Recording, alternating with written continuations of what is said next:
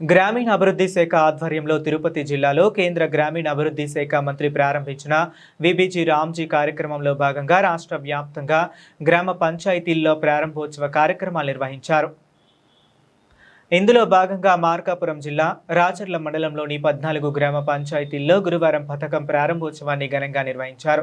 అనంతరం ఆయా గ్రామ పంచాయతీలలో రైతు సేవా కేంద్రాల్లో తిరుపతిలో జరిగిన రాష్ట్ర స్థాయి ప్రారంభోత్సవ కార్యక్రమం ప్రత్యక్ష ప్రసారాన్ని అధికారులు, ప్రజాప్రతినిధులు, శ్రామికులు కలిసి వీక్షించారు. ఈ సందర్భంగా అధికారుల పథకంలోని ముఖ్యమైన మార్పులను వివరించారు.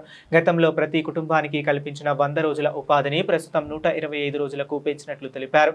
అలాగే రోజువారీ కూలీని 307 నుంచి 312కు పెంచినట్లు వెల్లడించారు.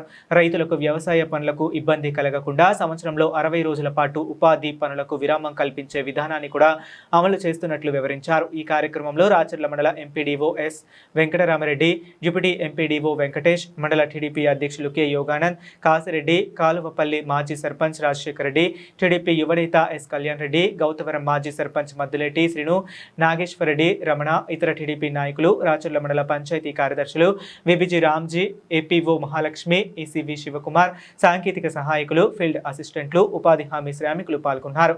కార్యక్రమం విజయవంతంగా నిర్వహించేందుకు అధికారులు, ప్రజాప్రతినిధులు, సిబ్బందిని అభినందించారు.